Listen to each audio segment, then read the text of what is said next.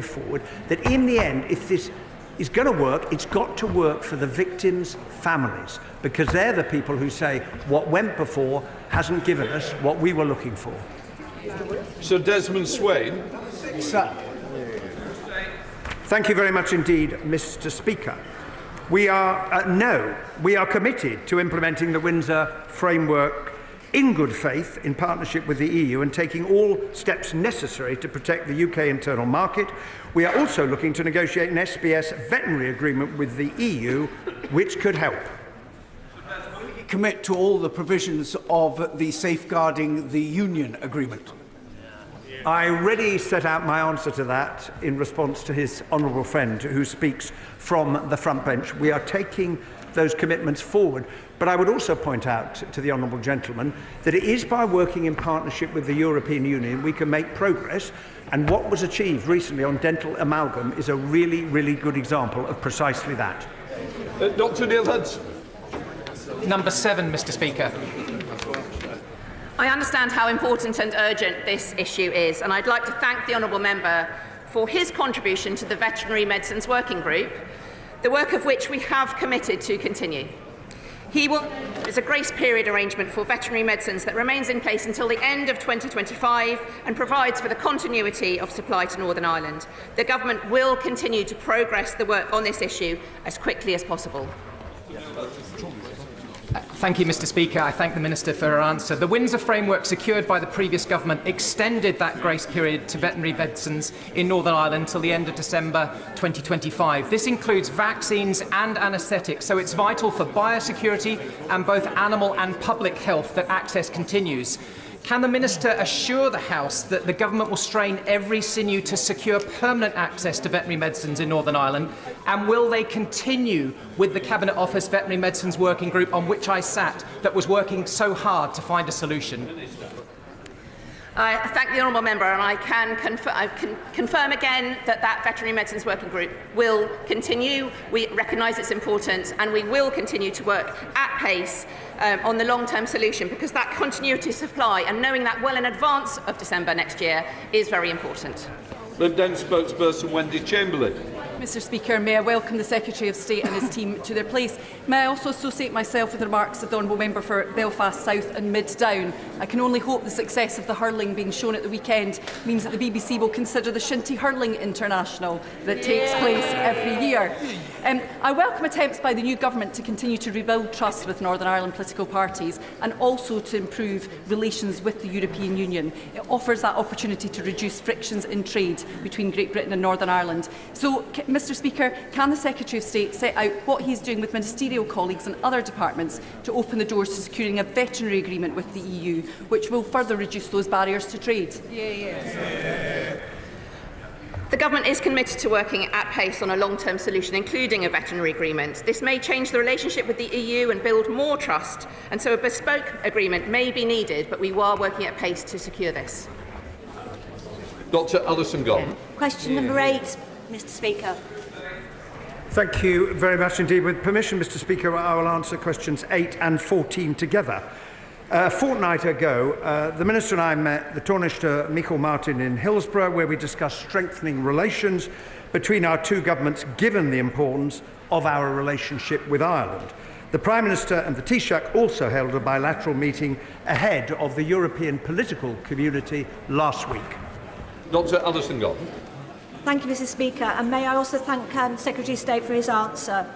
Duchess China, which I believe, Mr. Speaker, are the suppliers of your very excellent commemorative China service, is based in my constituency, Stoke-on-Trent South. The Republic of Ireland is an important export market for the company, and Northern Ireland is an important part of its domestic market. Can the Minister tell us how relations across the Irish Sea and Northern Ireland island borders be enhanced for the benefit of companies like Duchess China? Well, I congratulate my honourable friend on the company that she mentions and the products that it produces. We are committed to protecting the integrity of the UK internal market so that great firms in Great Britain and in Northern Ireland are able to sell right across the United Kingdom and internationally. And for Northern Ireland in particular, it has extraordinary opportunities and so much potential, which we now need to build on. One of the most important contributions the executive can make is to ensure executive stability, because that's what investors are looking for. Emily Darlington. Can I congratulate the very honourable member on his position and hope that he will be able to rebuild those relations that have been strained through the Brexit process. I'd like to ask my question, very much like my colleague, about small and medium-sized businesses in Milton Keynes Central that have had to go under because of the additional paperwork and other restrictions through our strained relations now with the EU. Can he confirm with me that he is talking to the Irish government and others about how we reduce those barriers to trade? Well, there is no doubt that the change in our trading relationship with the European Union has brought additional costs and paperwork for businesses, whether they are selling to the EU or into Northern Ireland. The Windsor Framework is the means by which we are trying to manage that. And I supported the Windsor Framework, negotiated by the previous government, because it represented an important and a significant step forward. But the reason why we have to continue to implement it is because if we're going to get the veterinary and SPS agreement and other agreements we are seeking with the European Union. Go on. We've still got others. Thank you, Mr. Speaker. The Anglo-Irish agreement is absolutely vital, and the meeting between the Prime Minister and the Taoiseach was to be welcomed. Prime Ministerial diaries become very full. Will he use his good offices to make sure that that dialogue between Taoiseach and Prime Minister continue, to build on that relationship, to see it flourish still further? I can indeed give that assurance, and my right honourable friend has agreed there will be an annual summit. Final question, Gregory Campbell. In discussions with the Irish Government, does he agree with me that ensuring that they understand that the vast majority of people in Northern Ireland, whether they consider themselves to be British, Irish or Northern Irish, can see that there's a United Kingdom context that allows them that diversity, and that improving the lives of existing generations is the best way to preserve the lives of everyone for the future? I join with the honourable gentleman in that commitment to improving the lives of the people of Northern Ireland. That is something that we as a government are committed to work on with him and all of his colleagues in Northern Ireland. Can I welcome the Prime Minister Leader of the Opposition and all new members to the first questions to the Prime Minister, and in which case we're going to start with Callum Miller. Question 1, sir.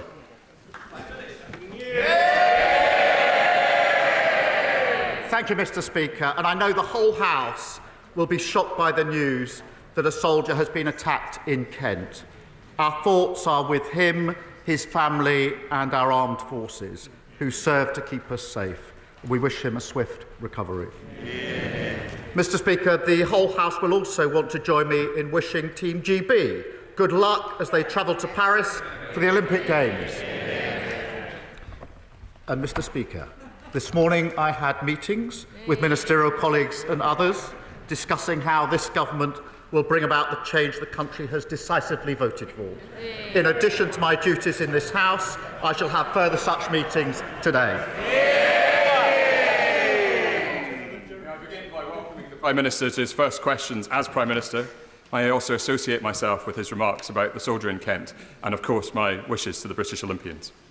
At Coombe, in my constituency, Thames Water has pumped sewage into the River Evenlode for over 2,600 hours in the last year. Thames Water was allowed by Ofwat to withdraw £7 billion in dividends, yet now wants to jack up my constituents' bills. I welcome the water bill in the King's speech, but would the Prime Minister agree with my constituents and me that the system is broken? And will he now commit to scrapping Ofwat and replacing it with a tougher regulator that will finally put people and planet ahead of water company profits? Can I welcome the honourable member to his place and thank him for raising this important issue in relation to water. And customers should not pay the price for the mismanagement by water companies, and we've already announced immediate steps to put water companies under tougher regime, and the Minister for Water will meet the bosses of failing companies to hold them to account for their performance. After 14 years of failure with our rivers and beaches, it falls to this government of service to fix the mess of the failure of the last 14 years. Nadia Whittam. Thank you, Mr. Speaker, and I welcome the Prime Minister to his place. Mr. Speaker, many young trans people and their families are extremely concerned about the restrictions on puberty blockers implemented by the last government.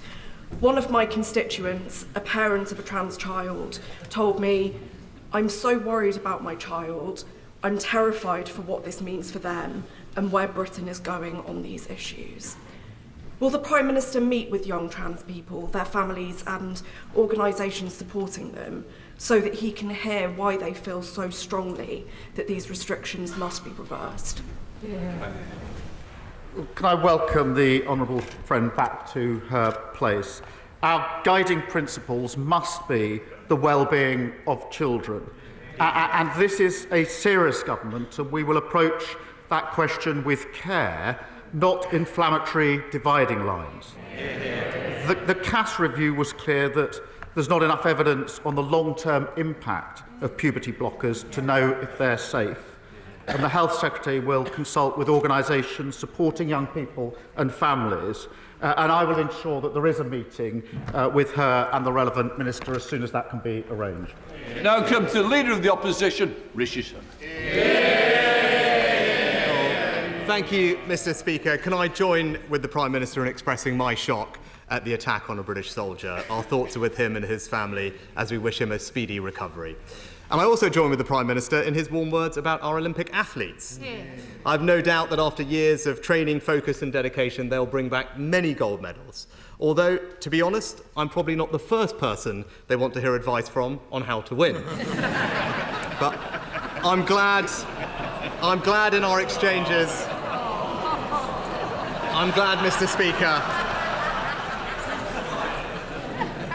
Mr. Speaker, I'm glad in our exchanges so far we have maintained a cross-party consensus on important matters of foreign policy. And in that spirit today, I wanted to focus our exchange on Ukraine and national security.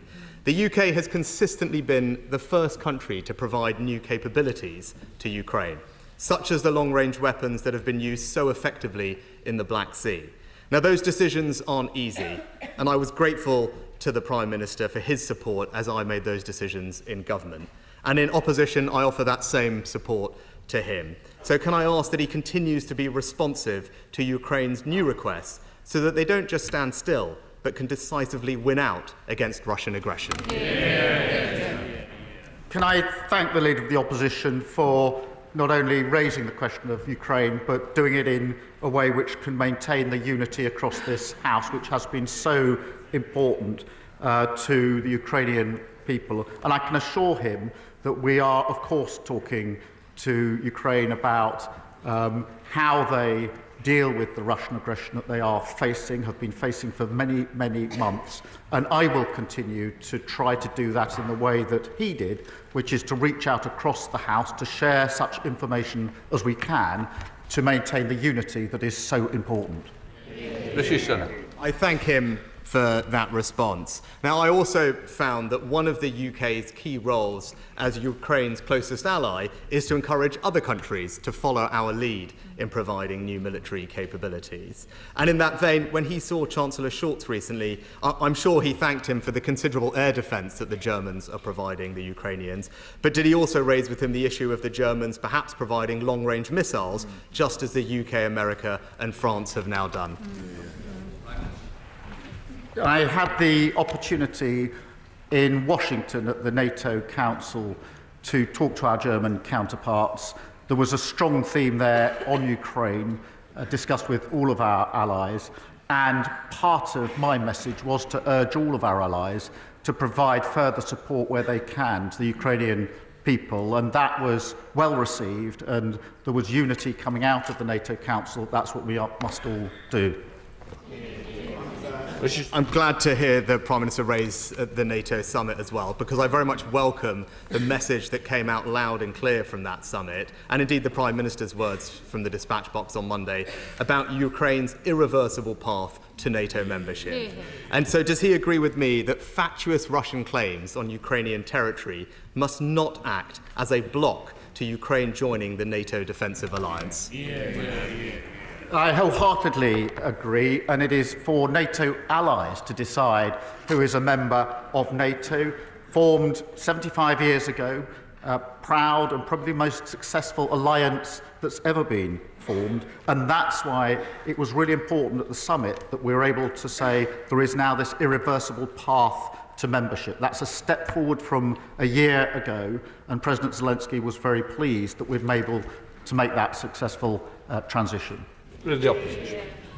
Thanks to the complex legal and diplomatic work that the UK has led over the past several months, together with our allies Canada and America, the Prime Minister will, I hope, now find that there is a sound and established legal basis to go further on sanctions and seize Russian assets and use them to fund Ukrainian reconstruction. Now, that work has taken time, but I hope he is able to take a look at it, and can he confirm for the House that this work is something that he will take forward, because if he does, I can assure him that the opposition will support him in doing so. Again, I'm grateful for this opportunity to say how united we were on the question of sanctions across this House. The use now made of what has been seized and frozen is an important issue on which I think we can move forward. And I know the Chancellor is already beginning to have some discussions about how we can take more effective measures. Again, I will seek to reach out across the House as we do this important work together. The opposition. I very much welcome the Prime Minister's response, but I also welcome both his and the Defence Secretary's recent emphasis on the importance of the Tempest fighter jet programme. It's a crucial sovereign capability, as he mentioned, and important for our alliances with Italy and Japan. Furthermore, however, other countries also wish to participate, and in government we had begun initial productive discussions with our friend and ally Saudi Arabia about their desire to potentially join the programme. So could the Prime Minister confirm that he will continue those initial positive conversations with Saudi Arabia, and again I can assure him that he will have our support in doing so? Well, let me make this absolutely clear. This is a really important programme. Significant progress has already been made, and we want to build on that progress. And I've had some initial discussions, not least in Farnborough, where I was just a few days ago. Leader of the opposition. Finally, Mr. Speaker, can I just say that in the dangerous and uncertain world that we now sadly live in, I know firsthand how important it is that our Prime Minister can use his prerogative power to quickly respond militarily to protect British national security, sometimes without giving this House prior notice. Now, these are perhaps the most difficult decisions that a Prime Minister can take. I welcomed his support when I made them, and I want to take this opportunity to assure him of the opposition's support if he deems it necessary to take similar action in the future. So does he agree with me that whilst the use of the prerogative power is sometimes politically controversial, it is essential to ensure the safety and security of the British people? I agree it's essential, and our security is the first duty of government. I was grateful to the Leader of the Opposition for reaching out when action had to be taken to me personally to ensure that I was briefed on the sensitive issues that lay behind the decisions that he had to take. And as I mentioned to him last week, I will endeavour to ensure that we proceed in the same way so that he has access to all the information that he needs to come to a determination, which I hope will be, to be able to support the position that this government takes. Thank you. Kim Ledbeat. Thank you, Mr. Speaker, and welcome back. Can I congratulate the Prime Minister on such a positive start to his premiership, and on resetting the dial on politics as public service, as a force for good. Irrespective of our different views and opinions in this chamber and beyond, it's a very important message. And as such, would he join me in wishing the very best of luck to the 83 cyclists who have set off from West Yorkshire this morning on the 9th Joe Cox Way bike ride, travelling 280 miles down the country to London, celebrating all that we have in common through the power of cycling, including, sadly for the cyclists, probably quite a lot of sore legs and aching muscles. Of course I will wish them good luck. I admire them. I'm not sure I envy them. It's 280 miles. But it's a brilliant cause, and the whole House, I think, misses our dear friend Jo. And I know that she would have been incredibly proud to have seen this government in place, and would have played a big part in it. And, you know, I'd like to welcome my honourable friend back to her place. And I know that she will continue in Joe's spirit with the same dedication and determination. And I think I'm right in saying that her parents, and of course Joe's parents, are with us in the gallery today to see this first PMQs. We will always have more in common than that which divides us. It comes to the Leader of the Lib Dems, Sir Ed Davey. Thank you, Mr. Speaker. And can I welcome the Prime Minister to his place at his first Prime Minister's questions? And can I associate myself and my party with the comments he made about the appalling attack on the soldier in Kent? And our thoughts are with his family and friends and comrades. And can I also associate our side with his comments on Team GB and particularly talk about how we want them to succeed in Paris? The Prime Minister has many messes that he's inherited. One of them is the scandal over the carers' allowance repayments. An example is my constituent Andrea, who is a full-time carer for her elderly mum. She went back to work part-time, mainly for her mental health, she tells me.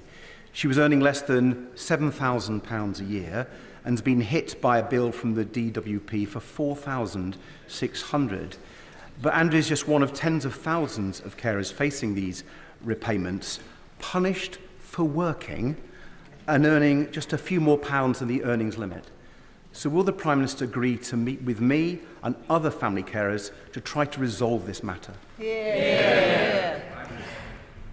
Can I thank the honourable member for raising this? And he, of course, has been a tireless advocate for carers.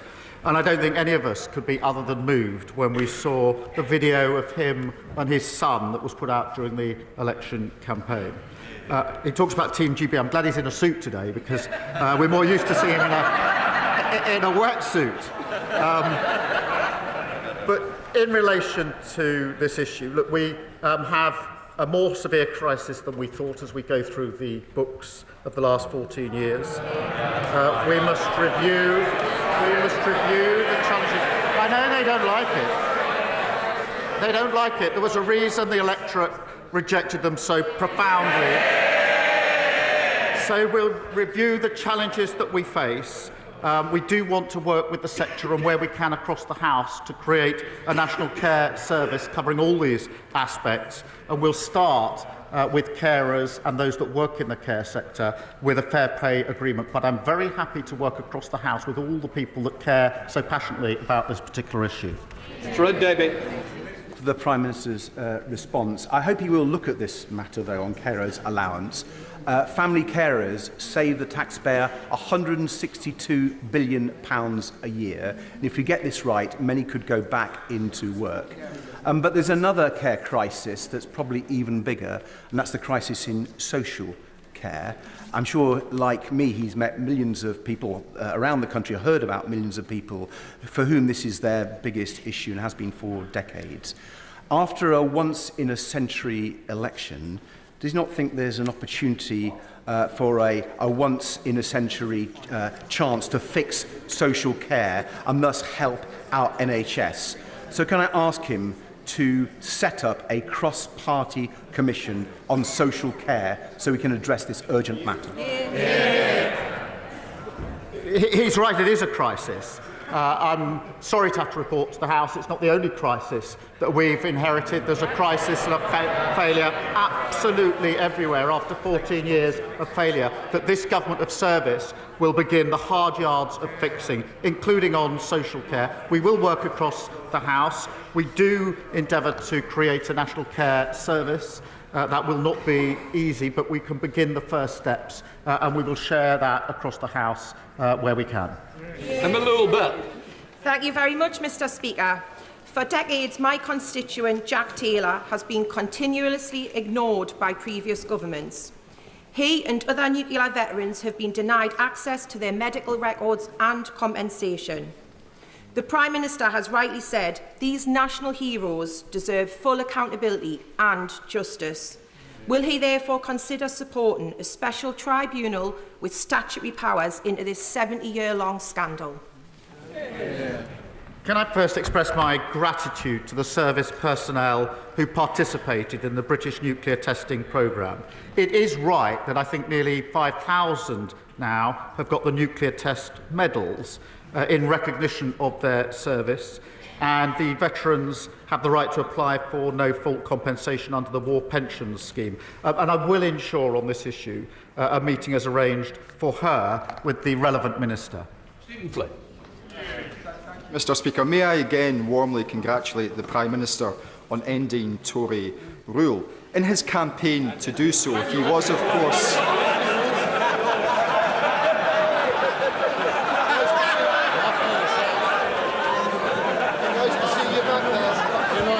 they're too close for comfort now. They're too close for comfort. In his campaign to do so, Mr Speaker, he was, of course, joined by Gordon Brown. And just 5 days before the general election in Scotland, on the front page of the Daily Record, Gordon Brown instructed voters to vote Labour to end child poverty. Yet last night, Labour MPs from Scotland were instructed to retain the two-child cap, which forces children into poverty. So, Prime Minister, what changed? I'm glad he mentioned Gordon Brown, because the last Labour government lifted millions of children out of poverty, something we're very, very proud of. And this government will approach the question with the same vigour with our new task force. Already we've taken steps: breakfast clubs, abolishing no-fault evictions, decent home standard. Order. Props are not allowed to be used. Never mind, put it down. We don't need any more. Prime Minister. Mr Speaker, already we've set up a task force to put that vigour in place. 3 breakfast clubs in every primary school, abolishing no-fault eviction, decent home standard, Awab's law, and a plan to make work pay. But I would just say this: before he lectures everyone else, he should explain why, since the SNP came to power, there are 30,000 more children in poverty in Scotland. Thank you very much, Mr Speaker. I'm pleased to see the government's swift action in officially calling for an immediate ceasefire, the release of all hostages, a rapid increase of humanitarian aid into Gaza, the restoration of funds to UNRWA, the commitment to complying with potential ICC arrest warrants, and to recognizing a Palestinian state. But too many innocent people are still dying every day. There is nowhere safe in Gaza. So what further pressure can the Prime Minister apply to bring about an urgent ceasefire? Both the Foreign Secretary and I have set out the urgent need for a ceasefire to Prime Minister Netanyahu. We want a pathway to a two-state solution, a safe and secure Israel alongside a viable sovereign Palestinian state. And I used my first overseas trip as Prime Minister, particularly at NATO, to raise this with world leaders. And under a Labour government, this subject will be discussed, negotiated and fought for at the highest levels on the world stage. The alternative is standing on street corners protesting. Ultimately, only one of those will deliver change. Jordan. Thank you very much, Mr Speaker, and can I congratulate the Prime Minister and welcome to his place. And I'm sure he will want to reassure the many parents and teachers in Edinburgh West who've expressed concerns about the implication for our state education system in Scotland of the VAT increase in independent fees, which he proposes. Edinburgh City Council, led by the Labour Party, have produced 5-year projections which show we do not have capacity in the city to accommodate pupils who may leave the independent sector. Moreover, how will he ensure that the VAT raised in Scotland from those fees can be reinvested in already hard-pressed Scottish education? I do obviously understand the aspiration that parents who work hard and save hard have for their children that they send to private schools. But every parent has that aspiration, whichever school they go to. And I am determined that we will have the right teachers in place in our state secondary schools to ensure that every child, wherever they come from, whatever their background, has the same opportunity. And I do not apologise for that. Mr. Speaker, I welcome last week's announcement this government will be introducing a new publicly owned company, Great British Energy. This will be critical to ensure this country's energy security while meeting our climate goals and lowering energy bills. Will the Prime Minister make assurances to communities up and down the country that they will benefit from good skilled jobs and opportunities that Great British Energy promises to unlock? Yes, and I'm really pleased that Great British Energy will be owned by and for the British people. Investing in the energy systems of the future, that means cheaper bills, renewables are cheaper. It means security, so Putin can't put his boot on our throat, and it means the next generation of jobs for years to come. Thank you. And thank you very much, Mr. Speaker. The Prime Minister has achieved something that we didn't think would be possible in such a short period of time.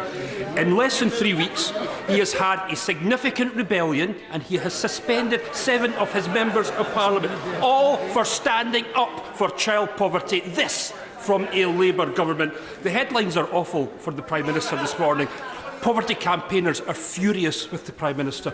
Is his honeymoon over before it's even begun? Having left for the election campaign with quite a significant number of SNP members and come back with a small handful, I really don't think lectures on what the electorate in Scotland are thinking. If you look at I'm very proud of our Scottish Labour MPs on this side of the House. And I simply repeat the point I made to his leader. Perhaps the SNP needs to account for the 30,000 extra children in poverty in Scotland. Thank you. Dan Tomlinson. Thank you, Mr. Speaker. The previous Conservative government cut the funding for the police in London by 1/3, taking £1 billion out of the budgets for London's policing and forcing the closure of both of the police stations in the Chipping Barnet constituency. Does the Prime Minister agree with me on the importance of our police stations and in the need to rebuild local policing? Can I welcome my honourable friend to his place, the first ever Labour MP for Chipping Barnet, and I know he will serve his constituency with pride. And our guarantee will put 13,000 extra neighbourhood officers and PCSOs back on Britain's streets, and that's a fully funded plan. He's right to say that the last government absolutely hammered police numbers, and he will have seen the impact of that in his constituency. And it is telling that the former Justice Secretary said at the weekend that that could perhaps have been done differently. And I'm glad to see the people of Chipping Barnet agree with that assessment and returned him for that constituency. Rupert Lowe. Thank you, Mr. Speaker. My constituents in Great Yarmouth have little doubt that uncontrolled legal and illegal immigration since 1997 has damaged and disrupted their community and undermined their public services. Does the Prime Minister agree that importing millions of people with no thought whatsoever to the brutal consequences has failed our country? I know the good people of Great Yarmouth would much appreciate a yes or no answer to this straightforward question. I'm not sure I agree with his numbers, but look, I do think that it's serious that the previous government lost control of our borders. Record numbers have crossed the Channel since the Leader of the Opposition, when he was Prime Minister for 18 months, 50,000 people crossed the Channel. It's a serious issue that requires a serious answer. And that is why we will set up our Border Security Command to take down the gangs that are running this vile trade. What we won't do is waste further time on a gimmick that cost a fortune and remove just 4 volunteers. Bill Esterson. The Liverpool City region has one of the biggest concentrations of offshore wind in the world. 100,000 homes could be powered through the Mersey tidal project. Yet some members opposite want to block the jobs, the lower bills and the energy security from renewable energy. So can I encourage my right honourable friend to resist the siren voices opposite and support a range of technologies, including the Mersey tidal project to maximise the benefits of clean energy for our country. Clean energy is at the heart of this mission-driven government. Boosting homegrown renewable energy is the best way to create new jobs, give us energy independence and lower bills for good. And that's why we'll be changing the planning rules to make sure that we can get Britain building again. And not just the houses, but everything that we need, including prisons, by the way, and to make sure we can deal with the mess that we have inherited. I'm pleased to hear of the viable projects that are being advanced, such as the Mersey tidal project, and we'll look at them carefully. Lewis Cooking. Thank you, Mr. Speaker. It's a privilege to be the first Conservative member to ask the new Prime Minister a question at PMQs. Can the Prime Minister assure me and my constituents in Broxbourne that they will not just have a say, but a meaningful say over new development in the Greenbelt in their area? Can I welcome the honourable member to his place and be clear, we intend to get Britain building. We will change the planning regime in order to do so. It's held us back for far too long. Young people have not been able to own a home until they're way past the age of 35, denying them the basic dream of home ownership. Of course, we will work with communities, but we will take the tough decisions that the last government ran away from. Prime Minister, we've got much to be proud of in Ipswich, from a thriving arts and culture scene to beautiful parks and a stunning waterfront. Unlike our friends over the border in Norfolk, we also now have a Premier League football team again. Prime Minister is very welcome to join when Arsenal come visit next year. Despite all those positives, though, after the last 14 years, our town centre is really struggling and desperately needs help. Can the Prime Minister set out to this House the steps he will take to revive town centres like Ipswich? Can I again welcome my honourable friend to his place? Congratulate Ipswich on their promotion, though not on, I think it's Boxing Day when they visit Arsenal. I'm going to resist the temptation that he puts in front of me to choose between Ipswich and Norwich. But on town centres, he's right that we need vibrant high streets. We need to make the change that we've been voted in to bring about, and that's why we will replace the business rate system to level the playing field, and we will absolutely address regional inequality through our local growth plans. Jim Ramsey. Thank you, Mr. Speaker. The UK is one of the most nature-depleted countries on earth, so I welcome the government's signal that it's committed to nature recovery. This is critical to humanity's future, as it affects everything from food security to public health and well-being. Please could the Prime Minister tell us how he'll show leadership personally on this existential issue, and in particular, will he attend the 16th Biodiversity COP later this year, and will the UK government be launching a bid to host a future UN Nature Summit? We are committed to nature recovery. It's a really important issue that this government will tackle. And he talks about leadership, and I'd ask him to show some, because it's extraordinary that, elected to this House as a Green politician, he's opposing vital clean energy infrastructure in his own constituency. So I ask him, we will put the plans before this House, I ask him to back those plans. Joe Powell. Mr. Speaker, on Sunday night at a community event in North Kensington attended by hundreds of people, 15-year-old Renee Graham was shot and killed in a senseless act of violence, and my heart goes out to his family and the wider community that is feeling anxious, frightened and shocked. Can the Prime Minister ensure that North Kensington gets support from this government at this difficult time, and can he outline what measures the government will take to tackle gun violence and prevent young lives like Renee's being taken in the future? I welcome my honourable friend to his place and thank him for raising this awful case. The loss of a teenage boy in West London is shocking, and our thoughts, and I'm sure I speak for the whole House, are with his family and friends. I do urge the public to support the Metropolitan Police with any information which could help in their investigation, which is ongoing.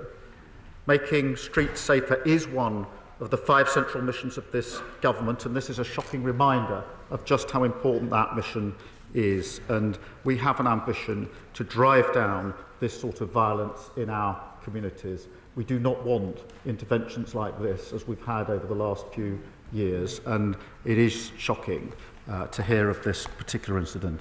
Vickers. The last government invested massively in Teesside, most recently committing £1 billion to improving transport in our area. That money will protect the future of our iconic transporter bridge, upgrade Thornaby train station, create a new transport hub at Teesside Park, much more. Can the Prime Minister confirm, are we still getting our £1 billion, or is Labour turning its back on Teesside? Well, he talks about turning its back. I think he's the sole remaining Tory MP in the North East or Teesside.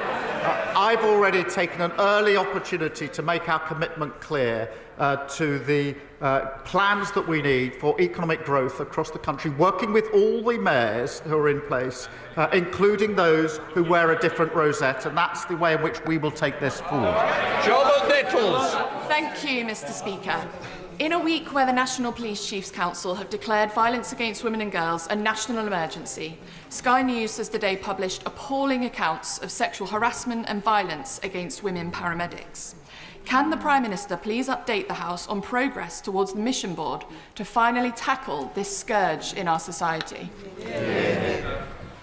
Well, can I thank my honourable friend for raising this, because it is such a serious issue. And we have made a commitment, a mission to halve violence against women and girls. Mr. Speaker, I know from my own experience dealing with these cases as a prosecutor and subsequently just how hard that will be to achieve. It does mean that we'll have to deliver in a different way. We'll have to roll up our sleeves and do difficult things that haven't been done in the past. And in answer to the specific question, we've started work already on the delivery board, and I look forward to updating her and the House on the progress that we're making on this really important issue. Final questions to Roger Gale. Thank you, Mr. Deputy Speaker. Mr. Speaker. Another Freudian slip. The old dog is off the leash. Mr. Speaker, could I first thank both the Prime Minister and the Leader of the Opposition for their supportive policies in relation to Ukraine. Their expressions today will have been of great comfort to thousands of Ukrainian residents in the United Kingdom who simply wish to return to their lawful homes. Further to the answer given to my honourable friend, the member for Broxbourne, can the Prime Minister tell the House how he's planning reforms which will smother fields in East Kent currently yielding bread-making wheat with houses is compatible with his own Secretary of State for Agriculture's desire to achieve sustainability? Thank you for that question. We have to get economic growth in this country. We've had failure over the last 14 years, and the failure on economic growth has been central to it. There's been failure to build the infrastructure we need, the houses we need, the prisons we need, and I think the whole House can see the consequence of that. We've got prison overcrowding where emergency measures have had to be taken because the building of prisons hasn't kept pace with the sentencing of those to prisons. We've got housing crisis where the dream of home ownership for most young people is simply gone under the previous government. To be over the age of 35 before you can get a secure roof over your head of your own is a huge dash of dreams. We're not going to listen to the party opposite. They put their case to the electorate. The electorate rejected them profoundly. And my advice would be, having sat at that dispatch box for 4.5 long years, is when you get rejected that profoundly by the electorate, it's best not to go back to the electorate and tell them that they were wrong. It's best to reflect and change your approach and change your party. That completes questions. We'll let the front benches change over.